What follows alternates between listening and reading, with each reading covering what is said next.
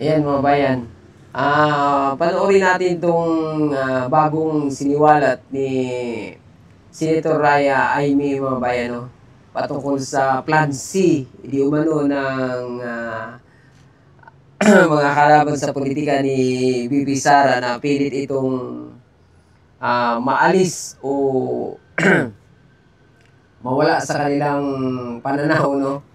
Lalong-lalo na sa 2028 national election mga bayan o presidential election.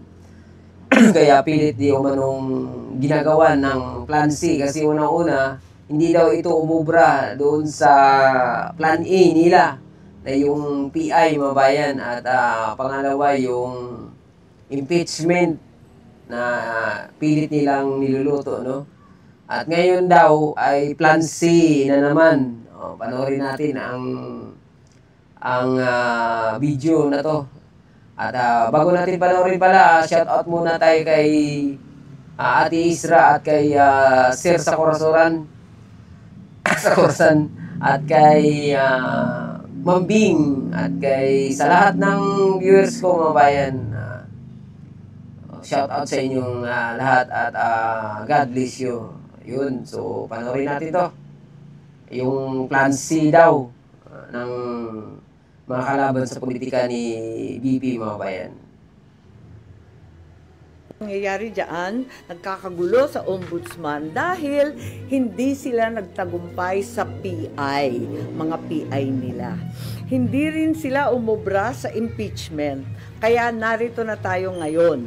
Ipipilit nila na si Boying maging ombudsman para ipakulong si VP Inday Sara bago mag-2027 at hindi lang si Inday Sara, kundi lahat ng mga Duterte, kaalyado ng mga Duterte, baka pati ako. Yan ay sa gitna ng paghihirap ng mga Pilipinong binabaha ng tubig, ng korupsyon at ng kawalang aksyon. Grabe. Tinutukan ko ang Plan A nila na People's Initiative Chacha. Binuking ko ang Plan B, yung impeachment, para mawala sa landas nila si VP Sara sa 2028. Ngayon, nasa Plan C na po tayo, sa ombudsman naman. Naunpay, nakita ko na, kaya ako nagsampa ng kaso nung May 2, nandun ako sa ombudsman. Kung hindi kayo titigil sa pamumulitika, mag-asaran tayo. Hang-asara na lang daw, no? Yan. Ito mga bayan, noon pa man, o itong mga nakaraan, sinabi na ni Senator Aimee na ang gobyerno daw ngayon ay hindi gobyernong Marcos, kung hindi gobyerno ng Romualdez at Araneta mga bayan. Siya ang may sabi niya na siguro nakikita niya. Kasi kung maging okay sana yung laban ng Duterte at Marcos mga bayan, kung itong si Aimee kumampi sa kapatid niya, no? Pero so far, ayan, siya hindi yung na isang susi, mga bayan, na parang na-discredit yung administrasyon na to. Dahil yung kapatid mismo, no, kumampi kay BP Sara, mga bayan. Binuking daw niya lahat ng gustong gawin ng kasalukuyang administrasyon. Panoorin natin. Di ko rin kayo tatantanan. Para kayong mga kabayong na katapalodo sa 2028. Tapaludo. Yung kabayo na gano'n mga bayan, nakapokus na sila.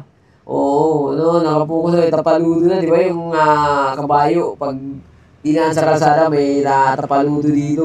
Gano'n, may tabing. Para hindi na, lingon-lingon.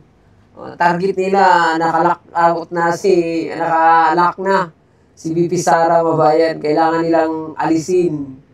Lalo na ngayon, no, na pinakulong nila si former president ng illegal mabayan na hindi dumaan sa tamang proseso para madala sa Netherlands, no, sa ICC. Ayan yung abangan natin pagkatapos nitong administrasyon na to. Kasi nga, illegal yung pagdakip nila kay PRRD mga bayan. Ito pa, panoorin pa natin.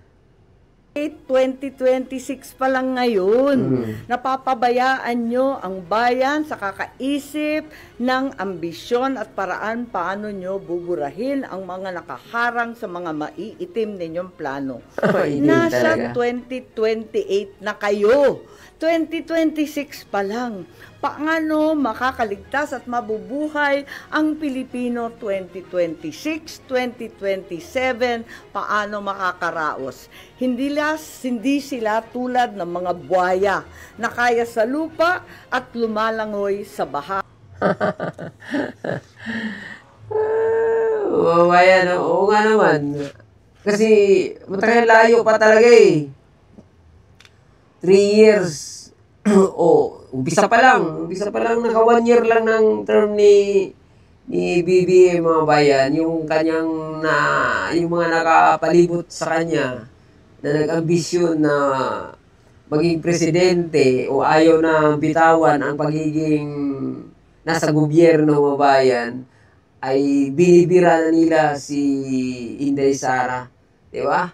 Pansinin nyo, nung hindi pumayag si BP Sara doon sa budget ng DepEd na bawasan dahil doon sa may humihingi daw ng mga congressman, mga bayan, at pinabalik niya kay Romualdez as kukuha ng budget, doon daw nagsimula, no? Yun, kaya hinahanapan na siya ng butas. Mantakin mo yung pagbigay sa kanya ng CF, magtatapos na ng 2024, 11 days na lang, binigyan pa siya ng CF. So, anong gagawin niya? Talagang kailangan ni ano yun, kasi pag hindi niya nagastos yun, kukunin, babalik yun sa National Treasury, mga bayan. Ayan, ginagawa talaga siya ng issue. Sabi naman ng COA, unmodify yung transaction ng Office of the Vice President. Ibig sabihin, malinis. Walang katiwalian, mga bayan. Kaya lang, hindi yan yung tinitingnan nila.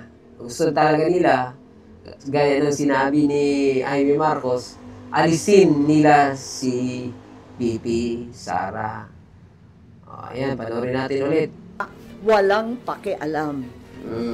Ngayon, ang OMB, bantayog ng katwiran para sa mga lingkod bayan. Pati ba naman yan, gusto ninyong baluktutin? Habang nagsusumikap ang lahat ng tapat, habang ang lahat ng Pilipino ay galit dahil gustong makakita ng tuwid, habang pilit naming nire-reband na tuwid ang sistema, eto kayo at pilit nyong kinukulot, binabaluktot, ginugulo. Ang OMB ay opisina, hindi parlor. Tigilan nyo yan. Ang mensahe ko naman kay bagong Deputy OIC Ombudsman Vargas ay simple lamang. Kung nayayanig ka na sa pressure, isabuhay mo na lang ang sikat ng kanta ni April Boy Regino. Kapag nariyan na ang suhol, itaas mo ang iyong 2 kamay ng ganito at sabihin, hindi ko kayang tanggapin. Wala lang.